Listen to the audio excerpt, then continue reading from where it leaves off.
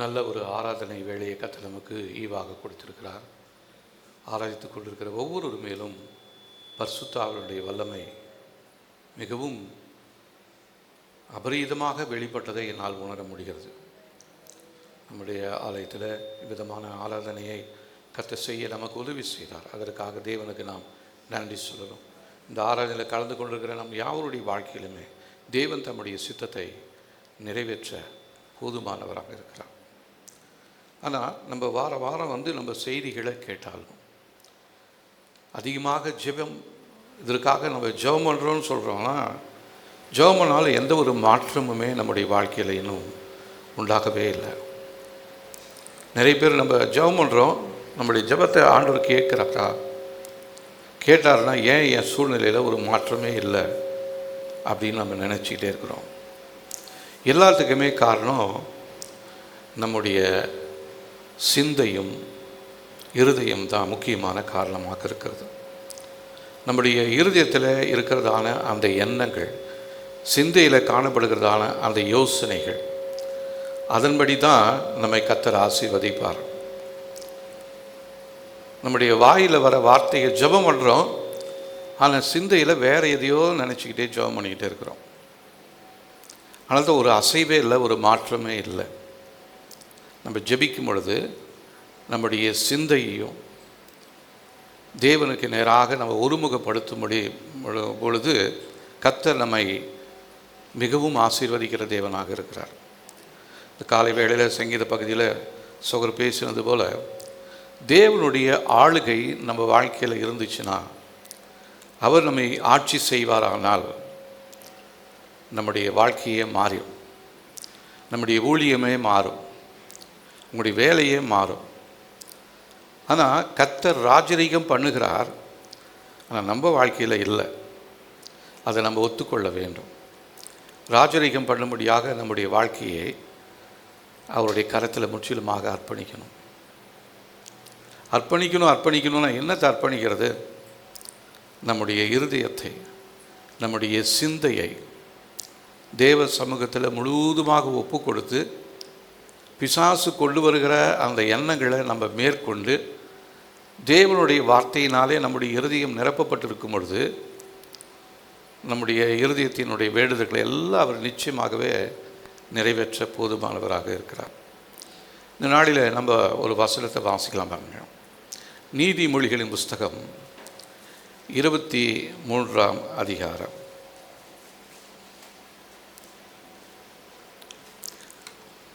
7ஆம் வசனம். நீதிமொழிகள்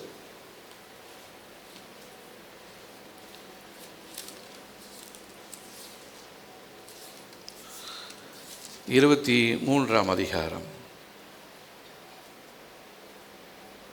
7ஆம் வசனத்தினுடைய முதல் பகுதி எல்லாரும் எடுத்துக்கோங்க. நீதிமொழிகள் 23ஆம் அதிகாரம் 7ஆம் வசனம், அவனுடைய முதல் பகுதியை நம்ம வாசிக்கலாம். எல்லாரும் சேர்ந்து வாசிக்கலாமா?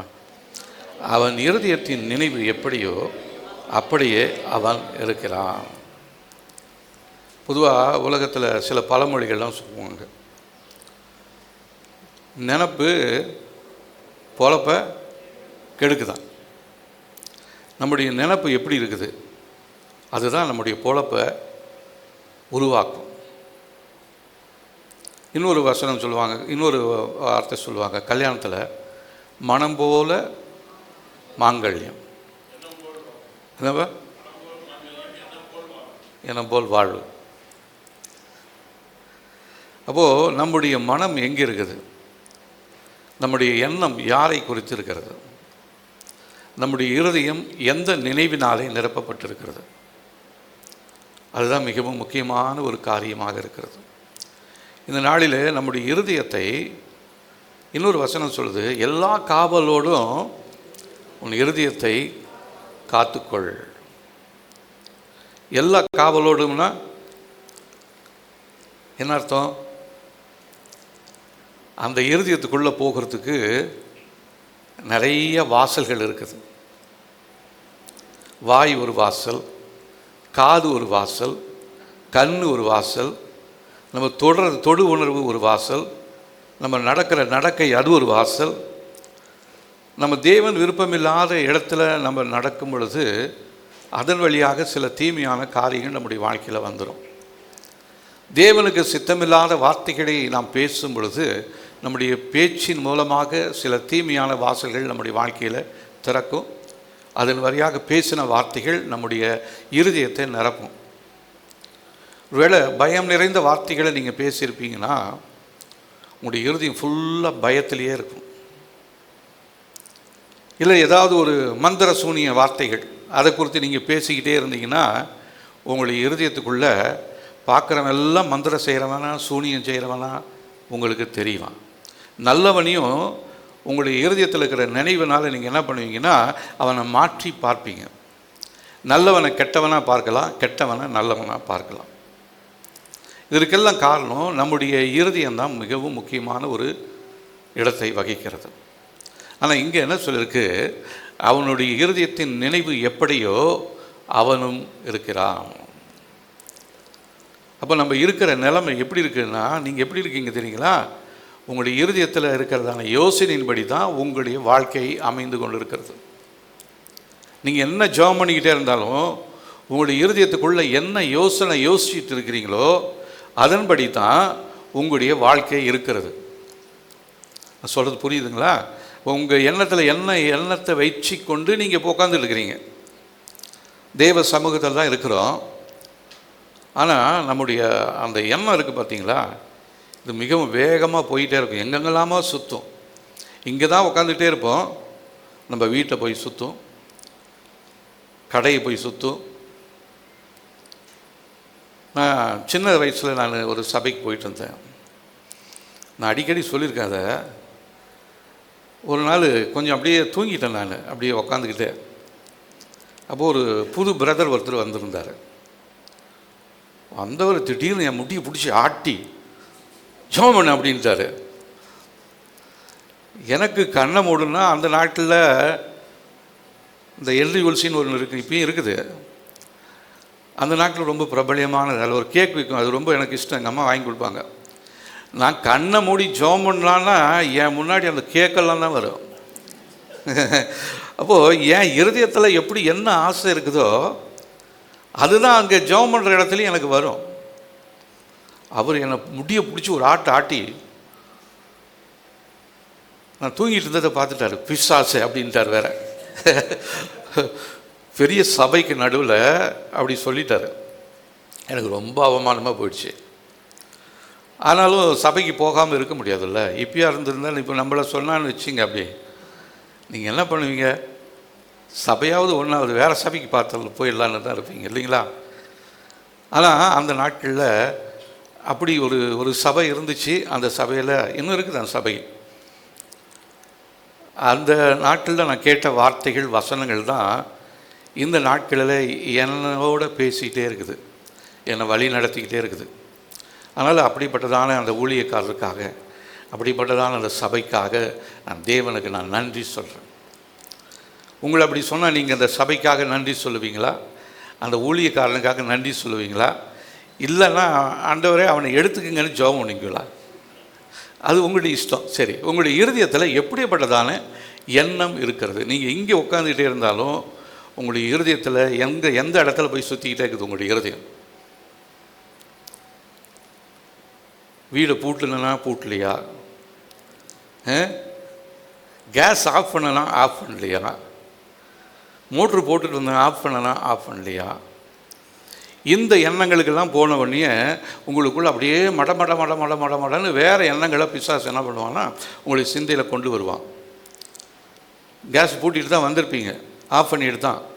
கேஸ் ஆஃப் பண்ணனா இல்லையா அப்படின்னு மாத்திரம் நீங்கள் ஒரு நினைப்பை கொண்டாந்து உங்கள் இருதயத்துக்குள்ளே வச்சுட்டானா உங்களுக்குள்ளே என்ன வரும்னா அது அப்படியே நெருப்பு பிடிக்கிற மாதிரியும், அது அப்படியே வெடிக்கிற மாதிரியும், உங்கள் வீட்டிலேருந்து நெருப்பு எல்லா வீடுகளுக்கும் பற்றிக்கிட்டு போகிற மாதிரியும் இப்படிலாம் எண்ணம் வருதா?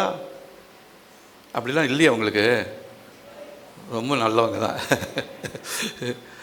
தேவனுக்கு முன்பாக நம்ம உண்மையுள்ளவர்களாக இருக்கணும். எந்த இடத்துலையுமே சின்ன பிள்ளைகளை போல் இருக்கணுமா? நம்ம ரொம்ப படிச்சுட்டேன், அறிவு இருக்குது, அதனால் நான் அப்படிலாம் சொல்ல மாட்டேன் அப்படின்லாம் நம்ம நினைக்கிறோம். நமக்கு ப்ரெஸ்டீஜ் விட மாட்டேனுது. நான் யார், எத்தனை வருஷமாக அந்த சபைக்கு வந்துட்டுருக்கிறேன், இங்கே வந்து நான் அப்படிலாம் யோசிக்க மாட்டேன். யோசித்தாலும் இருதயம் எங்கெங்கேயோ சுற்றிக்கிட்டே இருந்தாலும் நம்முடைய இருதயத்துக்குள்ளே இருக்கிறத வேறு யாருக்கும் தெரியாது. ஆனால் அந்த இருதயத்தை பார்க்கிறவர் ஒருவர் உண்டு, அவர் தான் தேவன். நான் உங்கள் முகத்தை தான் பார்க்குறேன், ஆனால் தேவன் உங்களுடைய இருதயத்தை பார்க்கிறார். அதற்கு தகுந்தபடி தான் உங்களுடைய வாழ்க்கையை அவர் ஆசீர்வாதமாக வைப்பார், இல்லைன்னா ஆசீர்வாத குறைவுகளுக்குள்ளே உங்களை கொண்டு வருவார். அப்போது பிசாசுக்கு வந்து ஒரு பெரிய ஒரு ஆசை என்ன அப்படின்னா, நம்முடைய இருதயத்தை எல்லாத்தையும் அவன் கண்ட்ரோலுக்குள்ளே கொண்டு வந்து அவன் நினைக்கிற ஒரு காரியத்தை நமக்குள்ளே இப்போ வைக்கணும்னு அவன் விரும்புகிறான். நிறைய பேருக்கு வச்சிருக்கிறான். இப்போ நான் கேட்டாலும் யாருமே இல்லைன்னு சொல்லுவீங்க. பிசாசு கொடுக்கறதான எண்ணங்களினாலே நிரப்பப்பட்டிருக்கிற இருதயத்தோடு இந்த இடத்துல எத்தனை பேர் உட்கார்ந்துருக்கிறீங்க அப்படின்னு கையை தூக்கணும். யாரும் தூக்கவே மாட்டோம். ஏன்னா நம்மளாம் ரொம்ப பரிசுத்தவான்கள், பரிசுத்தத்தோடு தான் தேவனை ஆராதிக்க முடியாது வந்திருக்கிறோம். எனக்கு அப்படிப்பட்ட எண்ணம் இல்லை அப்படின்னு சொல்ல முடியுமா யாராலையாவது? கேட்கவும் மாட்டேன், நீங்கள் சொல்லவும் மாட்டீங்க. சரி, ஸ்தோத்திரம். இப்போது உங்களுடைய இருதயம் எதினாலே நிறைந்திருக்கிறது? உங்களுடைய இருதயத்தை 2 பேர் பிடிக்கணும்னு ஆசைப்படுறாங்க. ஒன்று பரிசுத்த ஆவியானவர், அதுக்கு நேராக விரோதி ஒருத்தர் இருக்கிற பாருங்க, அசுத்த ஆவி. இந்த 2 பேருமே நம்முடைய இருதயத்தை போட்டு பெரிய போராட்டம் பண்ணிகிட்டு இருக்கிறாங்க. பாவம், சின்ன இருதயம், என்ன பண்ணுறது? இல்லைங்களா? இந்த இருதயத்தை படைத்தவர் தேவன். இந்த இருதயத்தை உருவாக்குனது யார்? எல்லாருடைய இருதயமும் தேவனால் உண்டாக்கப்பட்டது தான். குழந்தை கருவுற்ற உடனே முதல்ல உருவாகிறது தெரியுங்களா? எது? இருதயம். அதனால் கருவுற்ற பெண்களை கூட்டிகிட்டு போய் உங்கள் குழந்தையினுடைய ஹார்ட் பீட் கேட்குறீங்களான்னு கொண்டு போய் நம்மளை காமிப்பாங்க. தாய்மார்கள் எத்தனை பேர்? இப்போ நாங்கள் இருந்தப்போ, பில்லியெல்லாம் இருந்தப்போலாம் அந்த மாதிரி வசதி இல்லை. ஆனால் இப்போ இருக்கிற பிள்ளைகளுக்கு அந்த ஹார்ட் பீட் வந்து பெற்றோர்கள் கேட்கலாம், டக்கு டக்குன்னு அடிக்கும். அப்போது முதலாவது ஆண்டவர் அதை தான் உருவாக்குனார். ஆனால் அந்த இருதயத்தை பிடிக்கணும்னு சொல்லி ஒருத்தன் தந்திரமாக வேகமாக கிரியை செஞ்சிட்டே இருக்கிறான். அவனுடைய முழு ஆவலும் எதில் தெரியுங்களா இருக்குது? உங்களுடைய இருதயத்தை பிடிச்சிட்டா போதும். உங்களுடைய இருதயத்தை பிடிச்சிட்டா அவனுக்கு தேவையான எல்லா காரியங்களையும் அதுக்குள்ளே கொண்டு வந்து வச்சுட்டு உங்களுடைய இருதயத்தை முழுவதுமாக நிரப்பி நீங்கள் தேவனை பார்க்க முடியாமல் பயத்தையும் சந்தேகத்தையும் அவிசுவாசத்தையும் இப்படிப்பட்டதான காரியங்களை பார்த்து நம்முடைய இருதயத்தை முழுவதுமாக நிரப்பும்படியாக பிசாசு செயல்பட்டு கொண்டிருக்கிறான். அப்போது நம்முடைய எதிராளி ஒருவன் உண்டு, அவன் பெயர் பிசாசு. அவனை குறித்து சொல்லுகிறது யோவான் 10:20, திருடன் திறவும் கொல்லவும் அழிக்கவும் வருகிறானே அன்றி வேறொன்றுக்கும் வருவது இல்லை. அவன் அதே நோக்கத்தோடு தான் உங்களை அழிக்கணும், கெடுக்கணும், உங்கள் குடும்பத்தை கெடுக்கணும், உங்களுடைய தொழிலை கெடுக்கணும், உங்களுடைய பிள்ளைகளை கெடுக்கணும். இதே நோக்கத்தோடு தான் இரவும் பகலும் 1 பேதுரு 5:8 எவனை வஞ்சிக்கலாமோ என்று சொல்லி சத்துரு சிங்கம் போல வகை தேடி சுற்றி திரிந்து கொண்டிருக்கிறான். ஏன்னா உங்களை சுற்றி ஆண்டவர் வேற ஒரு பாதுகாப்பை போட்டுட்டாரா? அவரோட ரத்தத்தை கொடுத்து நீங்கள் இயேசுவின் ரத்தத்தை நீங்கள் விசுவாசிச்சிங்களா? அந்த விசுவாசித்த உடனே உங்களுக்கு ஒரு பாதுகாப்பை ஆண்டவர் போட்டுட்டார். இப்போ அதை மிஞ்சி அவனால் உள்ளே வர முடியல. ஆனால் நாம் அந்த இருதயத்தில் இடம் கொடுத்தோம்னா, இடம் கொடுத்தால் அவன் இடம் பிடிப்பான். நல்லா தெரிஞ்சுக்கங்க, இடம் கொடுத்தால் அவன் இடம் பிடிப்பான். இப்போ இதில் எத்தனை பேர் நீங்கள் தேவனுக்கு இடம் கொடுத்துருக்கிறீங்க, இல்லைன்னா பிசாசுக்கு இடம் கொடுத்துருக்கிறீங்க? அதை நீங்கள் சற்று யோசித்து பாருங்களேன். கொஞ்சம் யோசித்து பாருங்கள். இப்போது உங்களுடைய இருதயம் யார் கண்ட்ரோலில் இருக்குது? தேவனுடைய கண்ட்ரோல் இருந்துச்சுன்னா தேவன் சொல்லுகிற வார்த்தைகள் உங்களுடைய இருதயத்திலிருந்து கொண்டு உங்களோடு பேசிக்கொண்டே இருக்கும். பிசாசு கண்ட்ரோல் உங்களுடைய இருதயம் இருந்துச்சுன்னா பிசாசு சொல்கிற காரியங்கள் உங்களுடைய இருதயத்துக்குள்ளேருந்து உங்களுக்கு பேசிக்கிட்டே இருக்கும். நீங்கள் என்ன தான் ஜெபம் பண்ணிக்கிட்டே இருந்தாலும் அவன் சத்தம் தான் உங்கள் வாழ்க்கையில் கேட்டுக்கிட்டே இருக்கும். நான் எல்லாம் கேஸ்லாம் நல்லா ஆஃப் பண்ணிட்டு வந்துட்டேன் அப்படின்னு நீங்கள் சொன்னாலும் அவன் வார்த்தை வந்து உங்கள் வாழ்க்கைக்குள்ளே வந்து உக்காந்துக்குச்சின்னு வச்சிங்க, சும்மா பைத்தியக்கார மாதிரி பேசிகிட்டே இருக்காத, நான் அங்கே பக்கத்தில் என்ன பண்ணிகிட்டு இருக்கிறான் தெரியுமா அப்படின்னா உடனே நமக்கு ஒரு இங்கே உட்காரத்துக்கு ஆராதனையில் இருப்பதற்கு நமக்கு ஒரு யோசனையே வராது. ஆராதனைக்கு கையை தூக்கி ஆராதிச்சுக்கிட்டே இருந்தாலும் நம்ம கண்ணுக்கு முன்னாடி நம்ம வீடு பற்றிக்கிட்டு எறிகிற மாதிரியும் நம்முடைய தெருவே எரிஞ்சு போயிட மாதிரியும் இப்படிப்பட்ட நினைவுகள் எல்லாம் நம்முடைய வாழ்க்கையில் வந்துக்கிட்டே இருக்கும். அப்போது நம்முடைய இருதயத்துக்குள்ளே ஒரு இடம் பிடிக்கணும்னு அவன் வேகமாக கிரியை செஞ்சு கொண்டே இருக்கிறான். ஆனால் தான் தேவனுடைய வார்த்தை சொல்லுது, எல்லா காவலோடும் உன் இருதயத்தை காத்துக்கொள். ஏன்னா அதிலிருந்து தான் என்ன வருதா, ஜீவ ஊற்று புறப்படுகிறது. பரிசுத்த ஆவியானவரை தேவன் எங்கே கொடுத்தாரு தெரியுங்களா? நம்முடைய இருதயத்தில் தேவனுடைய ஆவியானவர் தம்முடைய அன்பினாலே நம்மை நிரப்பி இருக்கிறார். எத்தனை பேருடைய இருதயம் தேவனுடைய அன்பினாலே நிரம்பி இருக்கிறது? ஸ்தோத்திரம். தேவனுடைய அன்பினால் உங்களுடைய இருதயம் நிரம்பி இருந்தால் உங்களுடைய வாயில் வர வார்த்தை எல்லாமே கோபமான வார்த்தைகளோ, எரிச்சலான வார்த்தைகளோ, அவிசுவாசமான வார்த்தைகளோ வரக்கூடாது. இப்போ எத்தனை பேர் சொல்கிறீங்க உங்களுடைய இருதயம் தேவனுடைய அன்பினாலே நிரப்பப்பட்டிருக்கிறது என்று சொல்லி? ஹல்லேலூயா. தேவனுடைய அன்பினாலே நம்முடைய இருதயம் நிரப்பப்பட்டிருக்குமானால் நமக்குள்ள பயம் இருக்காது. சண்முகையா, உங்களுக்கு பயமே இருக்கக்கூடாது. நீங்கள் கை தூக்கியிருக்கீங்க தேவனுடைய அன்பினாலே நிரப்பப்பட்டிருக்கிறீங்கன்னு சொல்லி. அவர் டெய்லி வந்துடுறாரு, ஜெபம் பண்ணுறதுக்கு வருவார். நேற்று வந்தார். காலையில் 9 மணிலேருந்து ஒரே கதற ஆரம்பித்தேன். இங்கே ஒரு 11 மணி இருக்கும். அப்படியே வந்து அப்படியே நடுங்கிறார் உடம்பெல்லாம். ஏன்னா அவருக்குள்ள ஒரு மரண பயத்தை பிசாசு என்ன பண்ணிட்டான், கொடுத்துட்டான். அதனால் ஆட்டோமேட்டிக்காக அவருடைய கை கால் எல்லாமே அப்படியே நடுங்குது. அதுக்கப்புறம் சில தேவனுடைய வார்த்தைகள் எல்லாம் சொல்லி ஜெபம் பண்ணுவேன்னு போயிடுது. இவர் இங்கேருந்து போயிடுறாரு. திருப்பி அடுத்த நாள் வர்றாரு. என்ன அப்படின்னா, இங்கேருந்து நான் அந்த மூங்கிப்பாடி அந்த இதை திரும்பினாவே அந்த பிசாசு வந்து மறுபடியும் எனக்குள்ளே வந்துடுது அப்படின்றாரு. அப்போது கர்த்தரை நம்முடைய இருதயத்துக்குள்ள, நான் உங்களுக்கு தான் சொல்கிறேன், இருதயத்துக்குள்ளே இயேசுவை நீங்கள் எப்பயுமே வச்சுக்கிட்டு இருந்தீங்கன்னா பிசாசு உங்களை தொட முடியாது. உங்களுடைய இருதயம் எந்த நினைவுகளினாலே நிரம்பி இருக்கிறது? அவனுக்கு இடம் கொடுத்தீங்கன்னா அவன் வேகமாக அரண் கட்டுவான். ஒரு ஆலயத்தை ரெக்கார்ட் பிரேக் பண்ணணும்னு சொல்லி இந்தியாவில் தான் ஹைதராபாத்தில் ஒரு ஆலயம் கட்டினாங்களாம். அது எவ்வளோ நாளில் கட்டினாங்களா?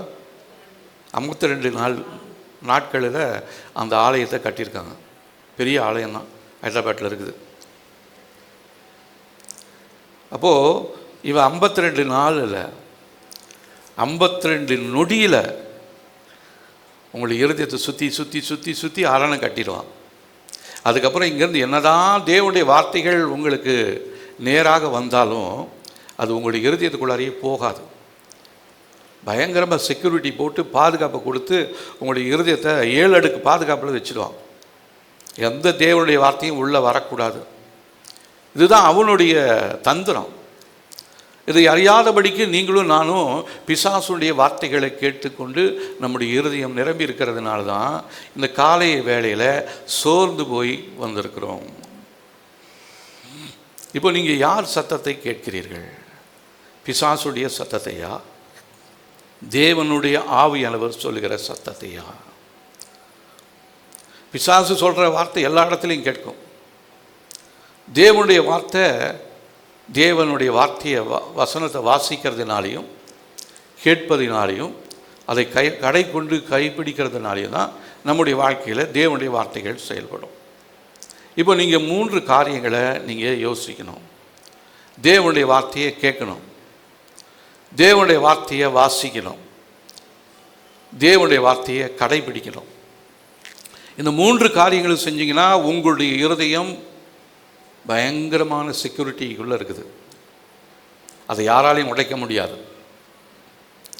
உலகம் தர முடியாத சமாதானத்தையும் சந்தோஷத்தையும் உங்களுக்குள்ள வைத்து உங்கள் மேலே ஒரு ஆவியானவரால் உங்களுடைய இருதயத்தை சீல் பண்ணியிருக்கிறார். அந்த முத்திரை யாராலையும் உடைக்க முடியாது. அரசாங்கத்தில் அந்த கோர்ட்லேருந்து வர அந்த ஆர்டர் படி சில வீடுகள் பார்த்திங்கன்னா பூட்டி முத்திரை போட்டுருவாங்க, சீல் போட்டுருவாங்க. அதை தொட்டோம்னா நம்ம அவ்வளோதான், அதை ஒடிச்சோம்னா நம்ம அவ்வளோதான். அவ்வளோ பாதுகாப்பானது இந்த அரசாங்கத்துடைய முத்திரைன்னா உங்கள் மேலேயும் என்ன மேலேயும் போட்டிருக்கிறதான இந்த முத்திரை பரலோக அரசாங்கத்தினாலே நமக்கு போடப்பட்டிருக்கிறதாக இருக்கிறது. இந்த முத்திரையை நிறைய பேர் உடைச்சி போட்டுட்டோம். ஒரு காலத்தில் பெற்றிருந்தோம். ஆனால் நம்முடைய வாழ்க்கையில் வந்ததான சில காரியங்கள், சில தீமையான காரியங்கள், சில பயம் நிறைந்த காரியங்கள், கேட்ட வார்த்தைகள், பேசினதான வார்த்தைகள், பார்த்ததான காரியங்கள், நம்முடைய வாழ்க்கையில் தேவன் நம்ம மேலே போட்டிருந்ததான அந்த முத்திரையை பிசாசு ஒடிக்கும்படியாக நாமளே நம்முடைய இருதயத்தை வாலண்டியராக பிசாசுக்கிட்ட கொடுத்துட்டோம். இப்போ அந்த மாதிரி இருதயங்கள் உங்ககிட்ட இருக்குதா, தேவனுடைய சமூகத்தில் இருக்குதா, அது பிசாசுடைய கட்டுப்பாட்டில் இருக்கிறதா? ஏன் கட்டுப்பாட்டில் இருந்தாலும் அது பிசாசுடைய கட்டுப்பாட்டில் இருக்கிறதா தான் அர்த்தம். தேவன் எனக்குள்ளே இருந்து என்னை ஆளுகை செய்வாரானால் என்னுடைய இருதயம் தேவனுடைய ஆளுகைக்குள்ளாக இருக்கும். இப்போ சற்று நேரம் யோசித்து பார்ப்போம். கொஞ்சம் டைம் கொடுக்குறவங்களுக்கு, உங்களுடைய இருதயம் யாருடைய ஆளுகைக்குள்ளாக இருக்கிறது? நன்றாக நான் சொல்கிற வார்த்தையை கேளுங்க, கவனித்து கேளுங்க. உங்களுடைய இருதயம் யார் கண்ட்ரோலில் இருக்குது? அவன் நம்ம வாழ்க்கையில் சொல்லுவான், ஆண்டவர் உங்களுடைய பாவத்தெல்லாம் மன்னித்து ரட்சிக்கப்பட்டு ஞானஸ்நானம் எடுத்து திருவிருந்து எடுத்து ஆராதனையில் கலந்து கொண்டு காணிக்கை போட்டு எல்லா காரியத்தையும் நாம் செய்து கொண்டு இருந்தாலும் நீங்கள் எப்பயோ செஞ்சதான ஒரு தவறு, ஒரு 10 வருஷத்துக்கு முன்னாடி பண்ணதான தவறாக இருக்கலாம், அதை எடுத்துகிட்டு வந்து உங்கள் காதில் மெதுவாக சொல்லுவான், நீ 10 வருஷத்துக்கு முன்னாடி இந்த இடத்துல இப்படி பண்ணிய, இப்படி பேசினிய, இப்படி சண்டை போட்டிய, இப்படி கெட்ட வார்த்தை பேசினிய. அந்த வார்த்தையினால் நம்முடைய இருதயம் கவரப்பட்டு அந்த வார்த்தை நம்முடைய இருதயத்துக்குள்ளே வந்துடுச்சுன்னா நமக்குள்ளே ஒரு பயம் வந்துடும். அதனால தான் ஆண்டவர் என் ஜெபத்தை கேட்கலையோ. இன்னும் பிசாசு சொல்லுவான், நீ உன் பண்ணுற ஜெபம்லாம் ஆண்டவர் கேட்காது, உனக்கு உன் ஜெபத்துக்கு அவர் விருப்பமே இல்லை, அவருக்கு பிரியமே இல்லை, ஆனால் நீ ஏன் வீணாக உக்காந்துட்டுருக்கிற? நீ உன் நண்பர்களோடு இல்லை குடும்பத்தாரோடு சேர்ந்துக்கிட்டு நீ போய் ஜாலியாக அந்த இடத்துல நீ நேரத்தை செலவு பண்ணலாம்ல. இப்படி நிறைய பேர் பின்மாற்றத்துக்குள்ளே போனவங்களும் உண்டு. ஆராதனைக்கு வந்து பிசாசு சொன்ன குற்றச்சாட்டுகளை கேட்டுக்கொண்டு ஆராதனை விட்டு போனவர்களும் உண்டு. அவனுடைய பெயர் என்னன்னா, பிசாசுடைய ஒரு பெயர் அப்படின்னா, வெளிப்படுத்தின விசேஷத்தில்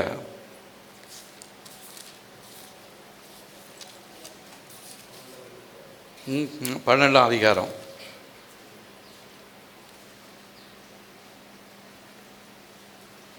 10ஆம் வசனம். வெளிப்படுத்தின விசேஷம் 12ஆம் அதிகாரம் 10ஆம் வசனம் பாருங்கள். 344ஆம் பக்கத்தில் இருக்குது. அப்பொழுது வானத்திலே ஒரு பெரிய சத்தம் உண்டாகி, இப்பொழுது ரட்சிப்பும் வல்லமையும் நமது தேவனுடைய ராஜ்யமும் அவருடைய கிறிஸ்துவின் அதிகாரமும் உண்டாயிருக்கிறது. இரவும் பகலும் நம்முடைய தேவனுக்கு முன்பாக நம்முடைய சகோதரர் மேல் குற்றம் சுமத்தப்பட்டு அவர்கள் மேல் குற்றம் சாட்டுகிறவன் தள்ளப்பட்டு போனான். அப்போது இந்த குற்றம் சாட்டக்கூடிய வேலை என்ன அப்படின்னா, இரவும் பகலும் 24 மணி நேரமும் 365 நாளும் உங்கள் மேலே தேவ சமூகத்தில் குற்றம் சாட்டி கொண்டே இருப்பான். ஆனால் நம்ம இங்கே கீழே கேஷுவலாக போயிட்டே இருப்போம். நம்மளை பற்றி ஒருத்தன் குற்றம் சொல்லிகிட்டே இருக்கிறான். யோபுக்கு குறித்தும் அப்படி தான். யோபுக்கு தெரியாது இது. யோபு கீழே உத்தமன் சன்மார்க்கனாக இருக்கிறாரு. ஆனால் அவனை குறித்து தேவ சமூகத்தில் போய் தேவனிடத்தில் ஒருத்தன் குற்றம் சாட்டிக்கிட்டே இருக்கிறான். அவருக்கு தெரியல. அவன் ஆண்டவர்கிட்டே கேட்குறான். அவன் சும்மாவாக இருக்கிறான். அவனை சுற்றி நீங்கள் ஒரு வேலி போட்டிருக்கிறீங்க, அந்த வேலி எடுத்து பாருங்கள், உங்களை மறுதளிக்கிறானா இல்லையான்னு பாருங்கள். ஆண்டவரும் யோபு மேலே நம்பிக்கை வச்சு சரி தொட்டுப்பார், அவன் ஜீவனை மாத்திரம் ஒன்றும் பண்ணிடாத. மடமடன்னு வரான், அவன் ஒட்டகத்தெல்லாம் சாகடிக்கிறான், ஆடு மாடுகளெல்லாம் வேற ஒருத்தன் பிடிச்சிட்டு போகிறாங்க. திடீர்னு அவன் பிள்ளைங்க இருக்கிற வீட்டு மேலே ஒரு சுழல் காற்று அடிக்குது, குடும்பத்தோடு எல்லாம் நாசமாக போகிறாங்க. அது மாத்திரமில்லை, அவனுக்கு ஒரு பெரிய வியாதி வந்துடுது. அவன் சொந்த மனைவியே சொல்கிறார், நீ இன்னுமா உன் ஒத்தமத்தில் இருக்கிற, தூசித்து ஜீவனை விட்டுரு அப்படின்றா. செத்து போகிறதுக்கு பாருங்கள், நல்ல ஒரு ஆலோசனை சொல்கிறாங்க அந்த அம்மா. நீ சாகிறதுக்கு உனக்கு வழி தெரிய, நான் சொல்கிறேன், நீ ஏசு ஏசுன்னு சொல்லிட்டு இருக்கிற, அந்த இயேசுவை கொஞ்சம் மறந்துடு, அவரை தூசி, நீ சீக்கிரம் செத்து போயிடுவ. இதுக்காகவா நம்ம இவ்வளோ கஷ்டப்பட்டு வந்துகிட்டே இருக்கிறோம்? தேவன் நம்மளை எவ்வளோ இரக்கம் உள்ளவராக நம்மளை சந்தித்து ரட்சித்து நம்முடைய பாவங்கள் எல்லாத்தையும் கழுவி இருக்கிறாரே. அப்போது இந்த சத்துரு நம்முடைய இருதயத்துக்குள்ள இந்த தீமையான காரியங்களை போடும்படியாக அவன் மிகவும் வேகமாக செயல்பட்டு கொண்டிருக்கிறான்.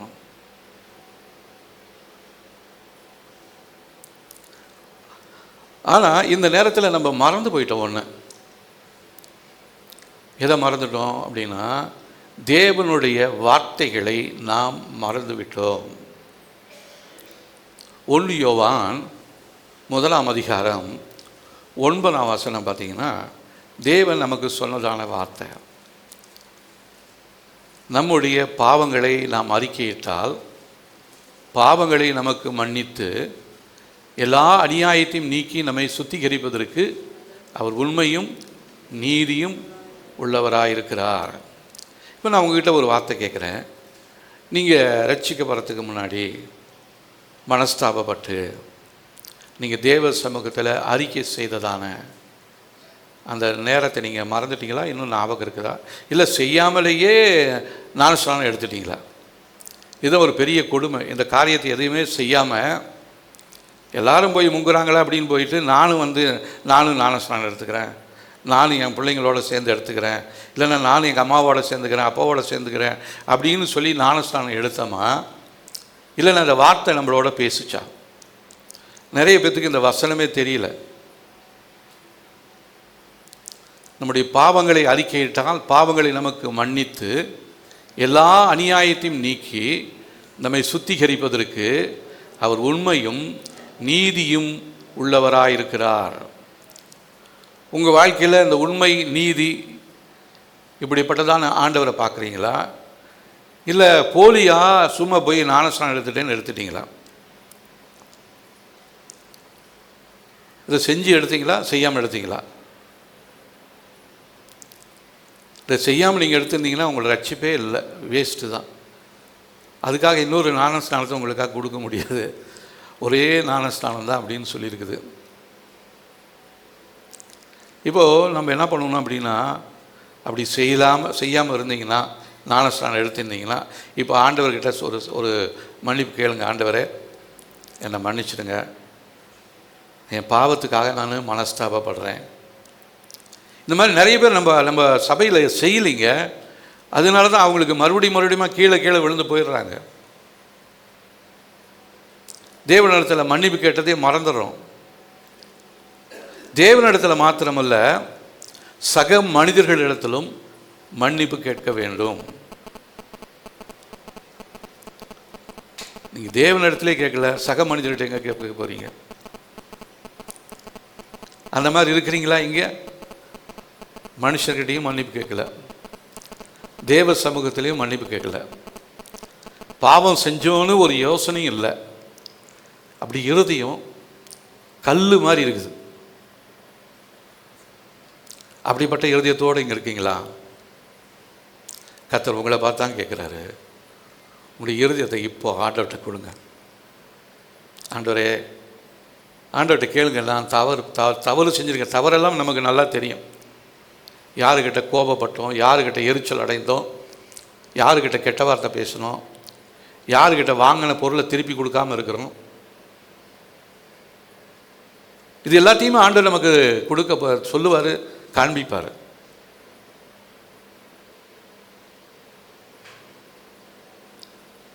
நான் என்னுடைய வாலிப நாட்களில் நான் ஞானஸ்நானம் எடுக்கும் பொழுது நான் 8ஆம் கிளாஸ் படிச்சுட்டு இருந்தேன். அப்போ சபையில் ஒரு கன்வென்ஷன் இருந்துச்சு. அந்த கன்வென்ஷனில் நான் ஆண்டவருக்கு ஒப்பு கொடுத்து அந்த 8ஆம் கிளாஸ் படிக்கும் பொழுது நான் தேவ சமூகத்தில் நான் ஒப்பு கொடுத்து அறிக்கை செஞ்சு பாவங்கள் அறிக்கை செஞ்சேன். எங்கள் அம்மாக்கிட்ட போய் மன்னிப்பு கேட்டேன், எங்கள் அப்பாக்கிட்ட போய் மன்னிப்பு கேட்டேன், எங்கள் அக்காக்கிட்ட போய் மன்னிப்பு கேட்டேன், எங்களுடைய உறவுக்காரங்கள்ட்டெல்லாம் போய் மன்னிப்பு கேட்டுட்டு தான் வந்து ஞானஸ்நானம் எடுத்தேன். ஒருவேளை அவசரமாக நேரம் இல்லாத போய் நீங்கள் நேராக ஞானஸ்நான தொட்டியில் இறங்கிட்டீங்களா? அதனால் இனிமேல் ஞானஸ்நானம் கொடுக்கணுன்னா உங்களுக்கு டைம் கொடுக்கணும்னு நினைக்கிறோம். நீங்கள் செஞ்ச பாவத்தை எல்லாத்தையும் உங்களுக்கு முன்னாடி ஆண்டவர் கொண்டு வந்து நிறுத்துவார். இதுவெல்லாம் செய்யாமல் இருந்தீங்கன்னா இப்போ நீங்கள் இந்த நேரத்தில் நீங்கள் செய்யணும். ஆண்டவரே, என்னுடைய பாவங்களை, என்னுடைய சாபங்கள் எல்லாம் எனக்கு மன்னிங்க. நிறைய நேரத்தில் நான் ரொம்ப வருஷமாகிடுச்சு, ரட்சிக்கப்பட்டு 10-15 வருஷம் ஆகிடுச்சு. நான் ஞானஸ்நானம் எடுத்தப்போ என்ன பண்ணானே தெரியல. அதுக்கப்புறம் நடுவில் என்னென்னமெல்லாம் பண்ணிக்கிட்டே இருக்கிறேன். மறந்து போய் எல்லாம் ஒரு அம்னீசியா பிடிச்ச மாதிரி இல்லைங்களா? நிறைய பேர் அம்னீசியா பேஷண்ட்டாக தான் இருக்கிறோம். நம்ம எதுவுமே ஞாபகமே இல்லை. ஆனால் மற்றவங்க சொன்ன வார்த்தை மாத்திரம் எனக்கு நல்லா ஞாபகம் இருக்குது. அதுக்கு நான் அவங்களுக்கு சொன்ன வார்த்தை என் ஞாபகத்தில் இல்லவே இல்லை. அப்படி இருக்கீங்களா? தேவ சமூகத்தில் அதெல்லாம் தவறு. ஞாபகப்படுத்த ஆண்டவர்கிட்ட கேளுங்க, ஆவியானவரே நீங்கள் எனக்கு உதவி செய்யுங்க. இப்போ ஜெபம் பண்ணுவோம். கண்களை மூடி தேவ சமூகத்தில் ஜெபம் பண்ணலாமா? இது ஒரு நல்ல சான்ஸு ஆண்டவர் நமக்கு கொடுத்துருக்கிறாரு. கண்களை மூடி கர்த்தரை நோக்கி பார்ப்போம். ஆண்டவரே, நான் பிறக்கும் பொழுதே என்னுடைய தாய் வயிற்றில் என்னை பாவத்தில் கர்ப்பம் தரிச்சாங்க. அதுக்கப்புறம் நான் இந்த உலகத்தில் பிறந்ததிலிருந்து இந்த நிமிடம் வரையிலும் நான் படித்த இடத்துல, பழகுற இடத்துல, என் உறவுகளில், என் வீடுகளில், என் பிள்ளைகளுடைய வாழ்க்கையில், என் கணவனுக்கு, என் மனைவிக்கு, என்னை பெற்றோருக்கு, என் பிள்ளைகளுக்கு தெரியாமல் நான் நிறைய அக்கிரமங்களை செஞ்சுருக்கேன் ஆண்டவரே. ஒரு வேளை மறந்து போயிருந்தால் எனக்கு ஞாபகப்படுத்துங்க ஆண்டவரே. பரிசுத்த ஆவியானவர் அதற்காக தான் தேவன் நமக்கு கொடுத்துருக்கிறார். ஒருவரும் உங்களுக்கு சொல்ல வேண்டிய அவசியமே இல்லை. உங்களுக்குள்ளே இருக்கிற பரிசுத்த ஆவியானவரை உங்களை சகல சத்தியத்திற்குள்ளாகவும் வழி நடத்துவார். ஒருவேளை ஆண்டவர் உணர்த்துவாரானால், மனஸ்தாபப்படுவீர்களானால் நீங்கள் அழுது தேவ சமூகத்தில் அர்ப்பணிங்க. அதுதான் ஆண்டவருக்கு பிரியமான ஒரு மனம் திரும்புதல். இப்போ ஒப்பு கொடுங்க ஆண்டவர்கிட்ட, வாய் திறந்து பேசுங்க. நம்ம யாரும் எழுந்து நிற்போம் தேவ சமூகத்தில். இதை செய்யாமல் நம்ம என்ன ஜெபம் பண்ணாலும் நம்முடைய ஜெபத்துக்கு பதிலே வராது. என்ன தான் நீங்கள் யுத்த ஜெபம் செய்கிறீங்க, அதை பண்ணுறேன் இதை பண்ணுறேன் நீங்கள் பண்ணாலும் உங்களுடைய வாழ்க்கையில் எந்த விதமான மாற்றமும் இருக்காது. உங்களுடைய வாழ்க்கையில் ஒரு மாற்றத்தை ஏற்படுத்தும்படியாக ஆண்டவர் இந்த நேரத்தை உங்களுக்கு ஈவாக கொடுத்து கொண்டிருக்கிறார். தேவனிடத்தில் பேசுங்க, வாய் திறந்து பேசுங்க, சத்தமாக அவர்கிட்ட சொல்லுங்கள். ஆண்டவரே, நான் இப்படிலாம் பாவம் செஞ்சுருக்கிறேன். நான் பிறந்த நாளிலிருந்து, எனக்கு விவரம் தெரிஞ்ச நாளிலிருந்து நான் இத்தனை பேரோட சண்டை போட்டிருக்கிறேன், இத்தனை பேரோட இன்னும் மன்னிக்காமல் இருக்கிறேன், இன்னும் மன்னிப்பு கேட்காமல் இருக்கிறேன். தேவனை உங்ககிட்ட மன்னிப்பு பெறாமல் இருந்துட்டேன். நான் திருட்டுத்தனமாக வாசல் வழியாய் பிரவேசிக்காமல் வேறு வழியாய் ஏறுகிறவன் கள்ளனும் கொள்ளைக்காரனுமாக இருக்கிறான். தேவன் வைத்திருக்கிற வாசல், ரட்சிப்பு என்கிறதான வாசல் வழியாக நீங்கள் பிரவேசிக்காமல் வேற வழியாக செவுத்து மேலே ஏறி பின்புறமாக கதவை உடச்சிக்கிட்டு உள்ளே வந்து சபைக்குள்ளே வந்து ஞானஸ்நானம் எடுத்து விசுவாசின்ற பேரில் இத்தனை வருஷம் நான் என்னுடைய நேரத்தை செலவு பண்ணிக்கிட்டு இருந்தேன் ஆண்டவரே. இதெல்லாம் உங்களுக்கு முன்பாக நன்றாக தெரியுது. ஆனால் நீங்கள் இந்த இதுவெல்லாம் என்னை விட்டு வச்சிருப்பதற்கு காரணம் என் மேலே இருக்கிற உங்களுடைய கிருபை ஆண்டவரே. நான் நிற்பதும் நிர்மூலமாகாது இருப்பதும் உடைய சுத்த கிருபை. நீங்கள் எனக்கு கொடுத்ததான அந்த வாக்குத்தத்த வார்த்தையை என் வாழ்க்கையில் சொன்னதை நிறைவேறும் வரையிலும் என்னை விட்டு விலக மாட்டேன்னு சொல்லி நீங்கள் ஒரு வாக்கு பண்ணியிருக்கிறீங்க. அந்த வாக்கு தத்தத்தில் நீங்கள் உண்மையுள்ளவராக இருக்கிறீங்க. ஆனால் நாங்கள் உங்ககிட்ட செய்த உடன்படிக்கையில், உங்ககிட்ட செய்த ஜபத்தில் நான் உண்மை இல்லாதவனாக இருந்துட்டேன் ஆண்டவரே. அதனால தான் என் வாழ்க்கையில் இவ்வளோ பிரச்சனை. அதனால தான் என் தொழிலில் எப்படி, என் குடும்பத்தில் எப்படி, என் சந்ததியில் எப்படி, என் பிள்ளையுடைய வாழ்க்கையில் எப்படி, மறைஞ்சிருக்கிற எல்லா காரியத்தையும் கர்த்தர் தயவாய் நீர் எனக்கு வெளிப்படுத்தும்படியாக சொல்லி ஜெபிக்கிறேன் ஆண்டவரே. அவர் நம்மோடு பேசுகிறவர். உங்களுடைய கனவு வழியாக, சொப்பனங்களின் வழியாக உங்களோட பேசுவார். இல்லைன்னா இப்போ உங்களுக்கு தரிசனத்தை கூட காமிக்கலாம் ஆண்டவர். தேவனுடைய சத்தத்தை நிறைய பேர் கேட்குறீங்க. இப்போது இந்த காரியத்தெல்லாம் நீ மறந்துட்டியே, இந்த காரியத்தெல்லாம் நீ யோசிக்காமல் பண்ணிட்டியே, இதை செஞ்சுமே நீ அதை உணராமல் இருக்கிறியே அப்படின்னு ஆவியானவர் இப்போ நம்மளோட பேசிக்கிட்டே இருக்கிறார். அநேகருடைய காதுகளில் இந்த சத்தம் கேட்டுக்கொண்டு இருக்கிறது. கேட்கிற சத்தத்திற்கு நம்ம 100க்கு 100 நம் தேவ சமூகத்தில் நம்மை தாழ்த்தி ஒப்பு கொடுக்கும் பொழுது இந்த நாளில் கர்த்தர் உங்களுக்கு வைத்திருக்கிற ஆசீர்வாதங்களை நாம் பெற்றுக்கொள்ளப் போகிறோம். ஹல்லேலூயா. ஓ ரபாலராதிரா கேதுலானியோ ஷபலராதிரானியாசியா. ஆண்டவரே, எங்களுடைய பாவங்களை நாங்கள் அறிக்கையிட்டால் பாவங்களை எங்களுக்கு மன்னித்து எல்லா அநியாயத்தையும் நீக்கி எங்களை சுத்திகரிப்பதற்கு நீங்கள் உண்மையும் நீதியும் உள்ளவராக இருக்கிறீங்க ஆண்டவரே. உங்களுடைய சமூகத்தில் வந்திருக்கிறேன். உண்மையுள்ளவரே, நீதியுள்ளவரே, என்னுடைய பாவங்களை தயவாய் மன்னிப்பீராங்க. இயேசுவே, உங்கள் இரத்தத்தினால் என் பாவத்தை கழுவுங்க ஆண்டவரே, என் அக்கிரமத்தை கழுவுங்க. இந்த மறைஞ்சிருந்து கிரியை செய்கிறதான இந்த கேன்சரை போல கர்த்தாவே வாழ்க்கையில் தொடர்ந்து வந்து கொண்டே இருக்கிறது. நிறைய பேர் சில நேரத்தில் விழுந்து போயிடுறோம். ஏன் விழுந்தோன்னு தெரியல.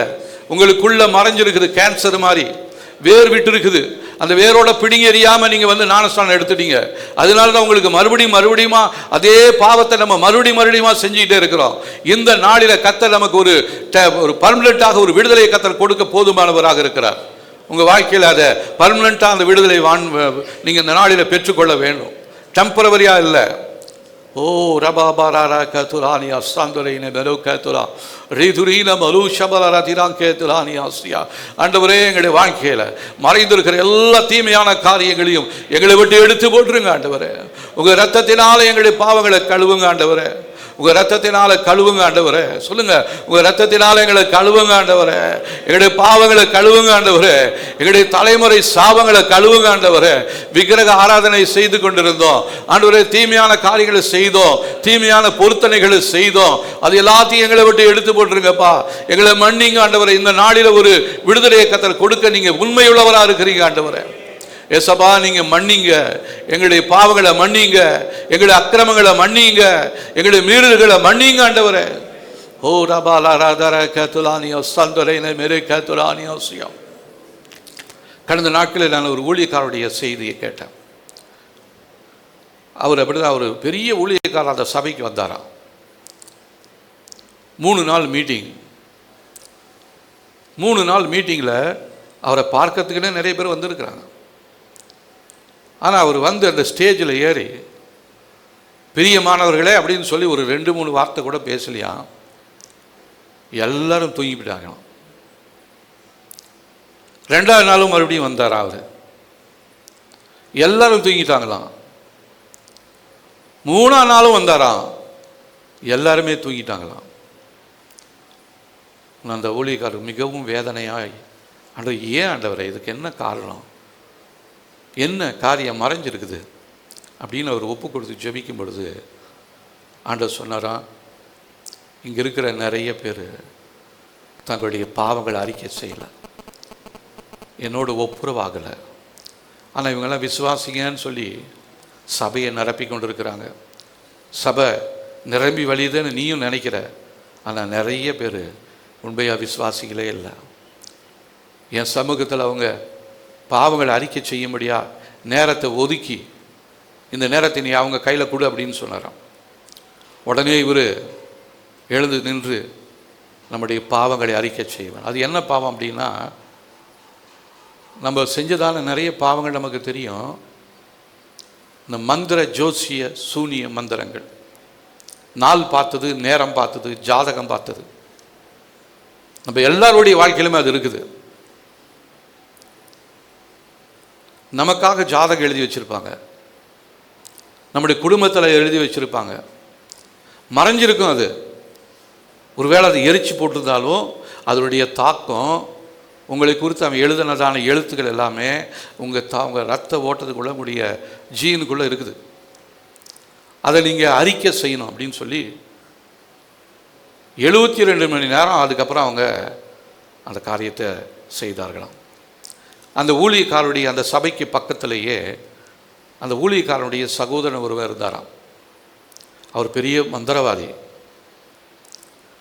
அவரு தான் இந்த சபை வளரக்கூடாது, இந்த ஊழியம் வளரக்கூடாதுன்னு அவரும் நிறைய காரியங்களை செய்துகிட்டே இருக்கிறாரு. ஆனால் இவர் இங்கே நல்ல விடுதலையோடு ஆராதிக்கணும்னு இவர் ஜெபம் பண்ணிக்கிட்டே இருக்கிறாரு. அதுக்கப்புறம் அந்த ஊழியக்காரர் அப்படியே கொஞ்சம் மெதுவாக வெளியில் போய் நின்று கொஞ்சம் ஜெபம் பண்ணலாம், சபையிலெல்லாம் ஜெபம் பண்ணிக்கிறாங்கன்னு வெளியே போய் ஜெபம் பண்ணிவிட்டு வேகமாக உள்ளே வந்து சொல்கிறாராம், அது வேரோட பிடுங்கப்பட்டது என்று சொன்னாராம். ஒரு பெரிய மரம் அந்த பக்கத்து வீட்டில் இருக்கிற சகோதரன் வீட்டில் இருந்தது. அந்த மரத்தில் தான் அந்த சகோதரன் குறி சொல்கிறவரும் ஜாதகம் சூனியெல்லாம் பண்ணிகிட்டு இருப்பாராம். திடீரென்று இவங்க ஜெபித்து கொண்டிருந்ததான நேரத்தில் அந்த மரம் அப்படியே தானாக ஆட ஆரம்பிச்சுதான். அப்புறம் வேரோட பிடுங்கப்பட்டபடியே சாஞ்சிச்சான். அப்போ உள்ளவன் சொன்னாரான், கர்த்தர் நமக்கு ஒரு பெரிய விடுதலை கொடுத்துருக்கிறார் என்று சொல்லி. அதுக்கப்புறம் ஒரு பெரிய எழுப்புதல் அந்த சபையில் உண்டானது. அது முழு தேசத்தையுமே அது சந்தித்து அது நடத்தி கொண்டிருக்கிறது அந்த எழுப்புதல். இந்த நாட்களில் உங்களுடைய வாழ்க்கையில், உங்களுடைய குடும்பத்தில், நம்முடைய சபையில், எல்லைகளில் எழுப்புதல் வர முடியல, ஜெபிக்க முடியல. ஜெபிக்கணும்னு எண்ணம் இருக்குது, ஆனால் ஜெபிக்க வரோம். நம்முடைய வாழ்க்கையில் ஒரு சோர்வு, ஒரு அசதி, மறைந்திருக்கிறதான தீமையான காரியங்கள். என் நாமம் தரிக்கப்பட்டதான என் ஜனங்கள் தங்களை தாழ்த்தி ஜெபிக்கும் பொழுது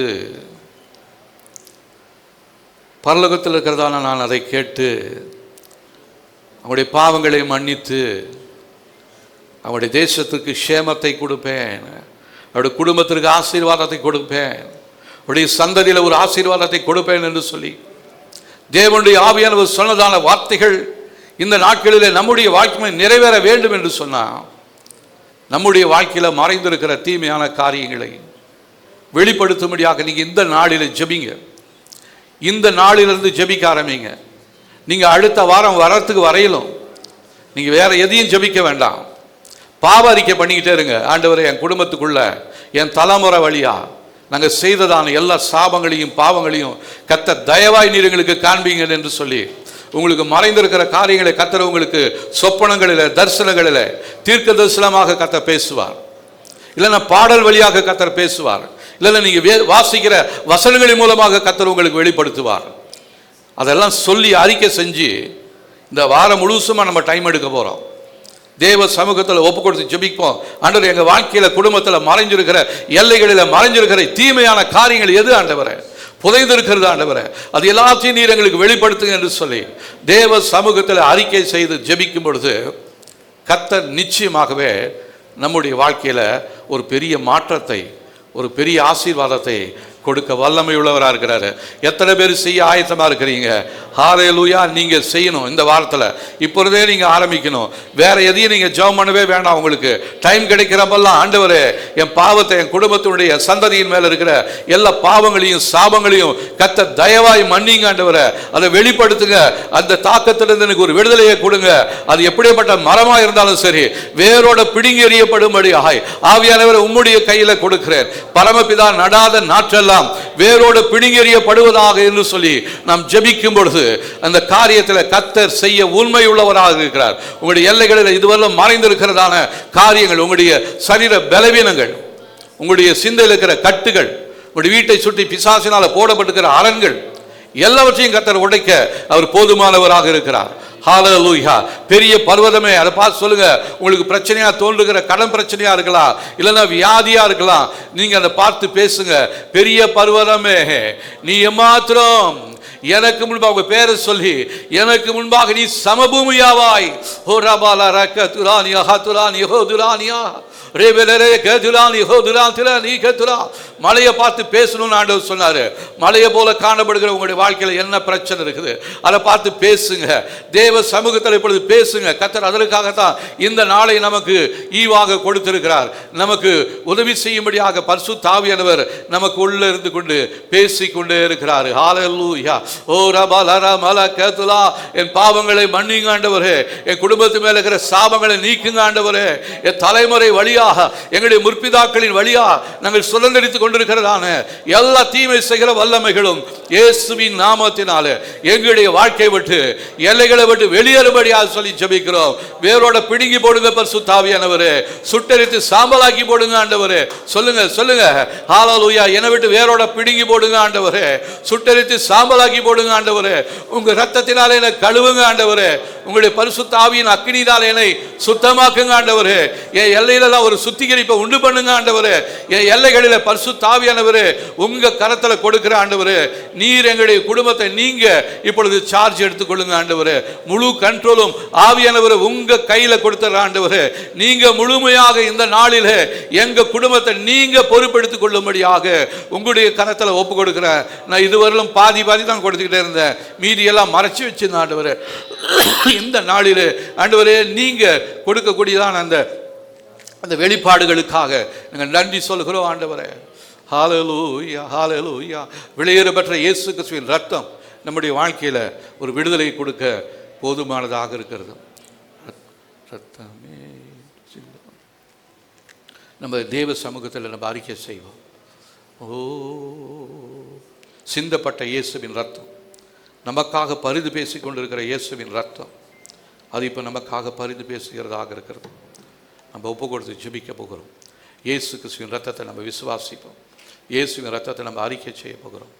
ஆண்டவரே, இந்த நாளில் நீங்கள் எனக்காக சிந்தினதான ரத்தத்தினால என்னுடைய பாவங்களை கழுவுங்க, என் குடும்பத்தினுடைய சாபங்களை கழுவுங்க, எனக்குள்ளே மறைஞ்சிருக்கிற காரியங்களை வெளிப்படுத்துங்க.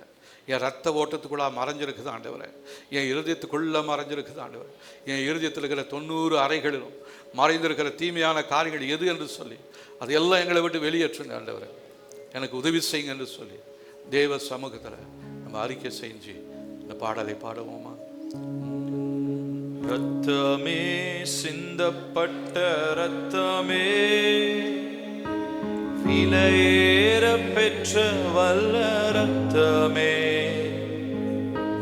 இயேசு கிறிஸ்துவின் ரத்தமே, எனக்கு விலையாக சிந்தப்பட்டதே. உண்மையா அந்த பாடலை பாட போகிறோம். ரத்தமே, சிந்தப்பட்ட ரத்தமே, விலையேற பெற்ற வல்ல ரத்தமே, இயேசு கிறிஸ்துவின் ரத்தமே, எனக்கு விலையாக சிந்தப்பட்டதே. ரத்தமே, ரத்தமே, சிந்தப்பட்ட ரத்தமே, விலையேற பெற்ற ரத்தமே, ரத்தமே, சிந்தப்பட்ட ரத்தமே, எனக்கு விலையாக சிந்தப்பட்டதே. ரத்தமே, சிந்தப்பட்ட ரத்தமே, விலையேற பெற்ற ரத்தமே, ரத்தமே, சிந்தப்பட்ட ரத்தமே,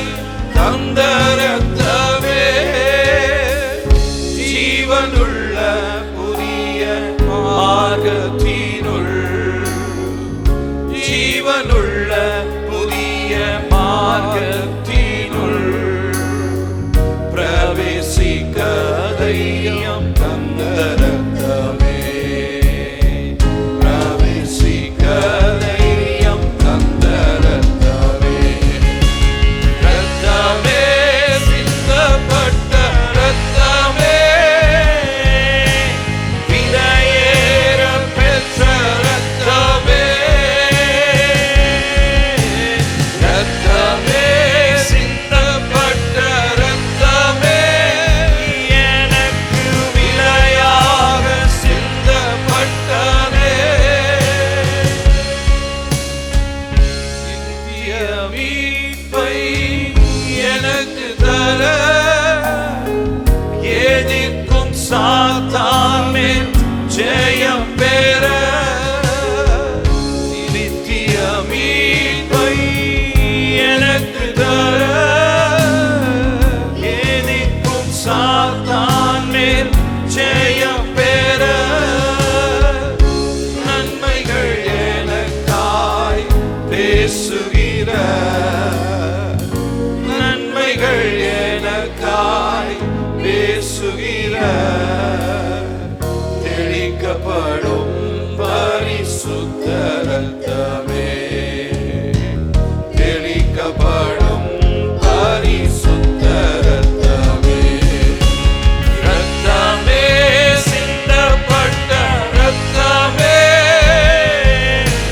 விலையேற பெற்ற ரத்தமே, ரத்தமே சிந்தப்பட்ட ரத்தமே, எனக்கு விலையாக சிந்தப்பட்டதே, ரத்தமே சிந்தப்பட்ட ரத்தமே, விலையேற பெற்ற ரத்தமே, ரத்தமே சிந்தப்பட்ட ரத்தமே, எனக்கு விலையாக சிந்தப்பட்டதே.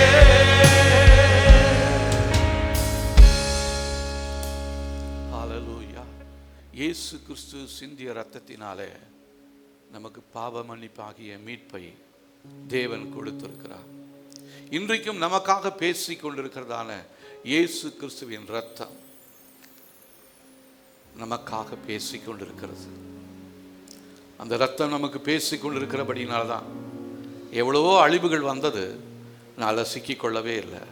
எவ்வளவோ புயல் காற்று நம்முடைய வாழ்க்கையில் குடும்பத்தில் வழியில் வந்தது, வீசினது, அதிலெல்லாம் சிக்கிக்கொள்ளாமல் இருக்கிறோம். காரணம் நமக்காக பேசுகிறதான இயேசு கிறிஸ்துவின் இரத்தம் நமக்காக பரிந்து பேசிக்கொண்டே இருக்கிறது. ஆகவே இந்த நாட்களில் நாம் பிசாசு சொல்கிறதான வார்த்தைகளை கேட்கக்கூடாது. தேவன் சொல்லுகிற வார்த்தைகள் என்னன்னா, ஏசாயா 43 அதிகாரம் 24, 25 வசனங்களை வாசிக்கும் பொழுது, ஏசாயா 43 அதிகாரம் 24, 25 வசனங்களை நம்ம எடுத்து வாசிக்கலாம். இருங்க, ஏசாயா 43, 24, 25 வசனங்களை வாசிக்கலாம். எடுத்துட்டீங்களா? ஏசாயா 43, 24, 25. நீ எனக்கு பணங்களால் சுகந்த பட்டையை கொள்ளாமலும், உன் பலிகளின் நிலத்தினால் என்னை திருப்தியாக்காமலும், உன் பாவங்களினால் என்னை சங்கடப்படுத்தி உன் அக்கிரமங்களினால் என்னை வருத்தப்படுத்தினாய். நானே உன் மீறுதல்களை என் நிமித்தமாகவே குலைத்து போடுகிறேன், உன் பாவங்களை நினையாமலும் இருப்பேன் என்று அவர் சொன்ன வார்த்தைகள் நாம் நினைக்காமல் போகிறோம். தேவனுடைய வார்த்தை நமக்கு ஞாபகப்படுத்தணும். அவர் சொல்றாரு, அவரே நம்முடைய மீறுதல்களை நிமித்தமாக காயப்பட்டார். ஏசாயா 53 அதிகாரம் நினைக்கிறேன் சொல்றாரு, நான் உன் பாவங்களை ஏற்றுக்கொண்டேன், நான் துக்கங்களை சுமந்தேன், உனக்கு சமாதானத்தை உண்டு பண்ணும் ஆக்கினை அவர் மேல் விழுந்தது. நமக்கு சமாதானத்தை உண்டு பண்ணுகிற ஆக்கினை தேவன் பேரில் விழுந்தது. அதற்காக தான் அவர் ரத்தம் சிந்தினார், அதற்காக தான் காயப்பட்டார். பிசாசுடைய அதிகாரத்தில் இருந்ததான நம்மை தம்முடைய அன்பின் குமாரனாகிய ராஜ்யத்துக்கு பங்காளிகளாக மாற்றும்படியாக உங்களையும் என்னையும் தேவன் வேறு பிரித்திருக்கிறார். வேறு பிரித்ததான நாம் தேவன் நம்முடைய பாவங்களை மன்னித்து மறந்தார் என்பதை நம்ம நினைக்காம இருக்கிறதுனால தான் பிசாசு சொல்ற வார்த்தைகளை, பாவங்களை நம்ம மறுபடியுமா நினைச்சுக்கிட்டே இருக்கிறோம். தேவ சமூகத்தில் ஒப்பு கொடுப்போம். சாத்தான் நமக்கு முன்பாக செய்கிற காரியம், முதலாவது சாத்தான் கூறுகிற பொய்யை நம்ம நம்புகிறோம். தேவன் கடந்த காலத்தில் தேவன் செய்த காரியங்களை, அதாவது அவருடைய ரத்தத்தினால் நம்முடைய பாவங்களை கழுவிட்டார் என்றதை நம்ம மறந்து போயிட்டோம். இந்த ரெண்டு காரியங்கள் தான் நமக்கு முன்பாக காணப்படுகிறது. பிசாசு சொன்ன பொய்யை நம்பிட்டோம். கடந்த நாட்களில் தேவன் என்னுடைய பாவங்களை கழுவி, என்னுடைய அக்கிரமங்களை மன்னித்து, என்னுடைய நோய்களை நீக்கி எனக்கு சுகத்தை கொடுத்துக்கிறார் என்றதை நம்ம மறந்து போயிட்டோம்.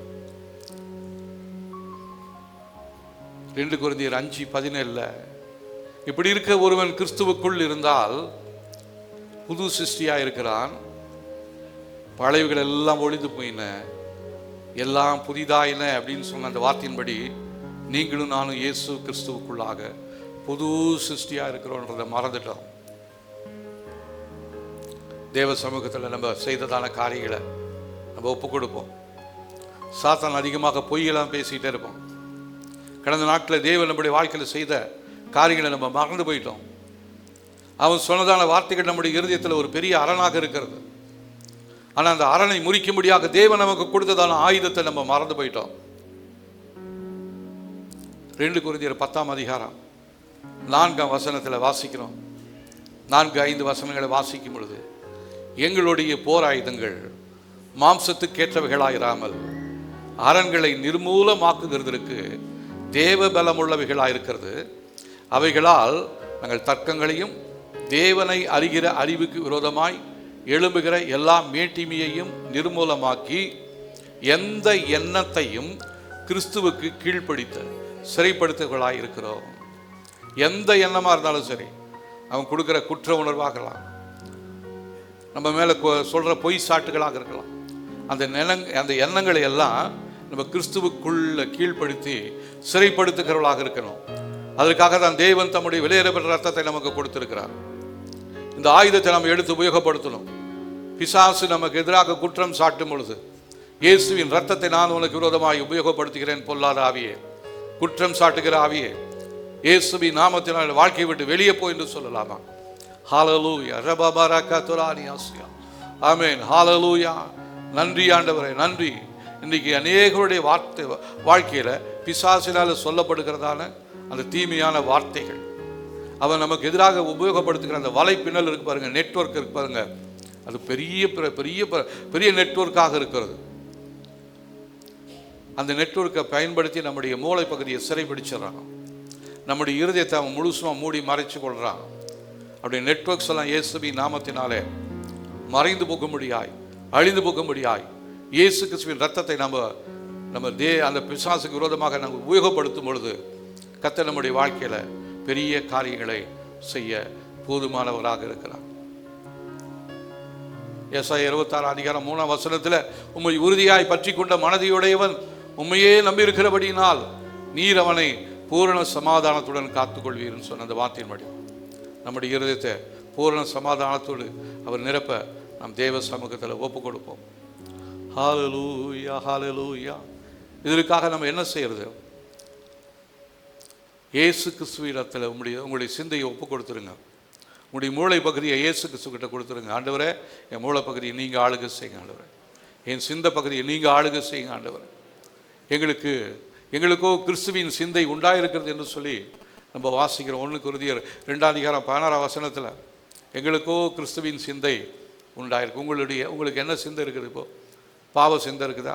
கிறிஸ்துவின் சிந்தை இருக்கிறதா? கிறிஸ்துவின் சிந்தை பரிசுத்தமான சிந்தை. ஹல்லேலூயா. நம்முடைய சிந்தையை முழுவதுமாக கர்த்தரிடத்தில் அர்ப்பணிச்சிடுவோம். பிலிப்பியர் 4:6-7 வாசிக்கும் பொழுது, நீங்கள் ஒன்றுக்கும் கவலைப்படாமல் எல்லாவற்றையும் குறித்து உங்களுடைய விண்ணப்பங்களை ஸ்தோத்திரத்தோடு கூடிய ஜெபத்தினாலும் வேண்டுதலினாலும் தேவனுக்கு தெரியப்படுத்துங்கள். அப்பொழுது எல்லா புத்திக்கும் மேலான தேவ சமாதானம் உங்களுடைய இருதயங்களையும் உங்களுடைய சிந்தைகளையும் கிறிஸ்து இயேசுவுக்குள்ளாக காத்து கொள்ளும் அப்படின்னு சொன்ன அந்த வார்த்தையின்படி எல்லா புத்திக்கும் மேலான தேவ சமாதானத்தை பெற்றுக்கொள்வோம். பரலோகத்தின் மேலே நோக்கமாக இருப்போம். இனி இந்த பூமிக்குரிய காரியங்கள் இல்லை, மேலானவைகளை நம்ம நோக்கும்படியாக தேவ சமூகத்தால் அர்ப்பணிப்போம். தேவனுடைய ஆவியானவர் நம்முடைய மனதை நிரப்பும்படியாக நம்ம ஒப்பு கொடுக்கலாமா? ஹல்லேலூயா, ஸ்தோத்திரம் ஆண்டவரே. மாம்ச சிந்தை மரணம், ஆவியின் சிந்தையோ ஜீவனும் சமாதானமுமாக இருக்கிறது. நம்முடைய சிந்தையை ஆவியானுடைய ஆளுகைக்குள்ளாக ஒப்பு கொடுத்துருவோம். ஹல்லேலூயா, நன்றி ஆண்டவரே. தேவன் நமக்கு பயமுள்ள ஆவியை கொடுக்கல, பலமும் அன்பும் தெளிந்த புத்தியும் உள்ள ஆவியவே கொடுத்திருக்கிறாரு. அதனால் அவருடைய சமூகத்தில் நம்ம ஒப்பு கொடுப்போம். ஹல்லேலூயா, நன்றி ஆண்டவரே, நன்றி ஆண்டவரே. அடுத்த நம்முடைய எண்ணங்களை விட தேவனுடைய எண்ணங்கள் உயர்ந்ததும் சிறந்ததுமாக இருக்கிறது. அந்த சிறந்ததான எண்ணத்தினால நம்முடைய இருதயத்தை நிரப்பும்படியாக சொல்லி ஜெபிக்கலாமா? தேவ சமாதானத்தை பெற்றுக்கொள்ளும்படியாக நம்ம ஜெபிப்போம். கர்த்தாவே, நீர் எங்களுடைய வாழ்க்கையை புதுப்பிப்பதற்காக நன்றி ஆண்டவரே. இந்த நாளில் நீர் எங்களோடு பேசி கொண்டிருக்கிற வார்த்தைகளுக்காக நன்றி. உங்கள் ரத்தத்தினால் எங்களை முழுவதுமாக மூறி மறைத்து கொள்ளும்படியாக எங்களை ஒப்பு கொடுத்து ஜெபிக்கிறோம் ஆண்டவரே. எசப்பா, நீங்கள் இந்த நாட்களில் எங்களுடைய வாழ்க்கையில் செய்து கொண்டிருக்கிற எல்லா நன்மைகளுக்காக மேன்மைகளுக்காக நன்றி சொல்கிறோம் ஆண்டவரே. ஹல்லேலூயா, நன்றி நன்றி நன்றி நன்றி. ஹல்லேலூயா, ஹல்லேலூயா, நன்றி ஆண்டவரே, நன்றி ஆண்டவரே. இந்த நாளிலே நாம் தேவ சமூகத்தில் நம்முடைய மூளை பகுதியை பாதுகாக்கும்படியாக தேவ சமூகத்தில் ஒப்பு கொடுத்து ஜெபிக்கலாமா? ஹல்லேலூயா, ஹல்லேலூயா, ஹல்லேலூயா, ஹல்லேலூயா, ஹல்லேலூயா, ஹல்லேலூயா, ஹல்லேலூயா. தேவனே, ஹல்லேலூயா. கர்த்தாவே, நன்றி ஆண்டவரே, ஸ்தோத்திரம். நம்முடைய மூளை பகுதியில் பிசாசினால் ஏற்படுத்தப்பட்டிருக்கிற குழப்பத்தின் வல்லமை விட்டு வெளியேறும்படியாக சொல்லி ஜெபிக்கலாமா? ஹல்லேலூயா. ஆண்டவரே, எங்களுடைய மூளை பகுதியில் பிசாசினாலே உண்டு பண்ணப்படுகிற குழப்பத்தின் வல்லமைகள் இயேசுவின் நாமத்தினாலே எங்களுடைய மூளை பகுதியை விட்டு வெளியேறுவதாக சொல்லுங்க சொல்லுங்க. ஆண்டவரே, எங்களுடைய மூளை பகுதியில் கிரியை செய்கிற குழப்பத்தின் வல்லமைகள் எங்களுடைய மூளை பகுதியை விட்டு வெளியேறுவதாக, எங்களுடைய சிந்தையை விட்டு வெளியேறும்படியாக நாங்கள் ஒப்பு கொடுத்து ஜெபிக்கிறோம் ஆண்டவரே. ஹல்லேலூயா. ஓ, நன்றி நன்றி நன்றி நன்றி நன்றி ஆண்டவரே. ஹல்லேலூயா. நம்முடைய மூளை பகுதியில் ஒரு புயல் காற்று வீசி கொண்டிருக்கிறது. அதுதான் குழப்பம் என்றதான புயல் காற்று.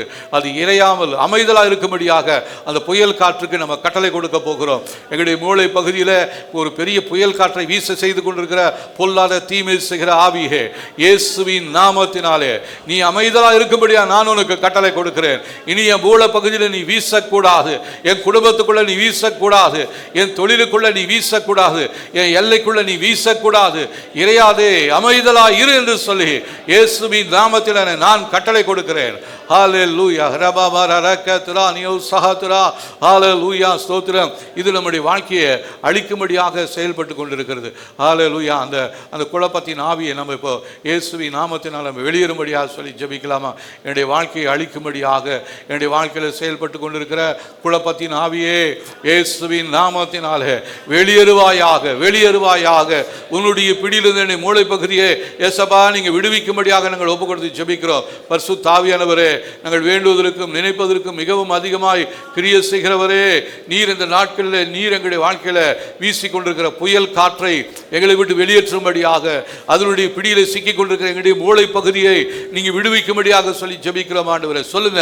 ஹல்லேலூயா. அந்த புயல் காற்றிலே நிறைய பேருடைய மூளை பகுதி சிக்கிக் கொண்டிருக்கிறது. அதுதான் உங்களை போட்டு அலசடிப்பட்டு கொண்டிருக்கிறது. உங்களுக்குள்ள பய உணர்வை கொடுத்து கொண்டிருக்கிறது. உங்களுக்குள்ள இது நடக்குமா நடக்காதா, கிடைக்குமா கிடைக்காதா என்ற சந்தேகத்தெல்லாம் கொடுப்பதற்கு காரணம் உங்களுடைய மூளை பகுதியில் வீசிக்கொண்டிருக்கிற தீமையின் புயல் காற்று தான். அது அமைதலாக இருக்கணும். அதற்காக சொல்லலாமா? எங்கள் குடும்பத்தில் எல்லைகளில் வீசிக்கொண்டிருக்கிற தீமையின் புயல் காற்று, நீ எங்களுடைய வாழ்க்கையை விட்டு எங்களுடைய குடும்பத்தை விட்டு நீ வெளியேறும்படியாக உன்னுடைய பிடியிலிருந்து என்னுடைய மூளை பகுதி விடுவிக்கும்படியாக சொல்லி ஜெபிக்கிறேன் ஆண்டவரே. ஹல்லேலூயா. அநேகருடைய குடும்பத்தில் தவறான அஸ்திபாரங்களின் மேலமாக கட்டப்பட்டிருக்கிறது. நம்முடைய குடும்பத்தில் தீமையான அஸ்திபாரங்கள் மேலே போடப்பட்டிருக்கிறதான நம்முடைய குடும்ப வாழ்க்கை, கட்டப்பட்டிருக்கிற குடும்பம் இயேசுவின் நாமத்தினாலே புதுப்பிக்கப்படும்படியாக, தீமையின் அஸ்திபாரங்கள் உடைக்கப்படும்படியாக சொல்லி ஜெபிக்கலாமா? ஹல்லேலூயா. நன்றி ஆண்டவரே. இயேசுவே, எங்களுடைய அஸ்திபாரம் உங்க பேரில் இருக்கணும் ஆண்டவரே. இயேசுவின் பேரில் எங்களுடைய அஸ்திபாரத்தை நாங்கள் போடும்படியாக இந்த நாளில் நாங்கள் அர்ப்பணிக்கிறோம் ஆண்டவரே. தவறான இடத்திலிருந்ததான மணலின் மேல் போடப்பட்டதான எங்களுடைய அஸ்திபாரம் கற்பாறையாகி இயேசுவின் மேலே போடப்படும்படியாக இந்த நாளில் ஒப்பு கொடுத்து ஜெபிக்கிறோம். நீர் எங்களுடைய அஸ்திபாரமாகி நீர் எங்களுடைய சுதந்திரமாக இருப்பதற்காக நன்றி சொல்கிறோம் ஆண்டவரே. ஹல்லேலூயா. கர்த்தாவே, எங்களுடைய இருதயத்தில் காணப்படுகிற எல்லா கற்பனைகளும் தீமையான கற்பனைகள், அதன் மூலமாய் எங்களுக்கு கண்களில் பார்க்கிறதான தீமையான படங்கள் எல்லாம் இயேசுவின் நாமத்தினாலே அழிந்து போகும்படியாக சொல்லி ஜெபிக்கிறோம். எங்களை சுத்தமாக்குங்க ஆண்டவரே. எங்களுடைய எல்லைகளை பரிசுத்தாவினுடைய ஆளுகைக்குள்ளாய் ஒப்புக் கொடுக்கிறேன். எங்களுடைய சிந்தை பகுதியை நீங்க ஆளுகை செய்யுங்க. எங்களுக்குள்ளாய் காணப்படுகிற இந்த பயத்தின் வல்லமை இயேசுவின் நாமத்தினாலே எங்களை விட்டு வெளியேறுவதற்காக நன்றி. சோர்வின் ஆவி இயேசுவின் நாமத்தில் எங்களை விட்டு வெளியேறுவதற்காக நன்றி ஆண்டவரே. மாம்சம் பலவீனமானது, ஆவியோ உற்சாகம் உள்ளது ஆண்டவரே. உங்களுடைய உற்சாகமுள்ள ஆவியானவர் நீர் எங்களை கண்ட்ரோல் பண்ணி நீர் எங்களை முழுதுமாய் ஆளுகை செய்யும்படி அவங்களுடைய கரத்தில் ஒப்புக் கொடுக்கிறோம். இதன் மூலமாய் வருகிற எல்லா மகிமையும் இயேசு ராஜா ஒருவருக்கே நாங்கள் செலுத்துகிறோம். இயேசுவின் நாமத்தில் ஜெபிக்கிறோம் நல்ல பிதாவே. ஆமென், ஆமென். நம்முடைய கர்த்தராகிய இயேசு கிறிஸ்துவின் கிருபையும் பிதாவாகிய தேவனுடைய அன்பும் அவருடைய காவலும் ஐக்கியமும் இன்றும் என்றும் சதா காலங்களிலும் நம் அனைவரோடும் இருப்பதாக. Amen, amen. Praise the Lord. கர்த்தர் நம்மை ஆசீர்வதிப்பாராக.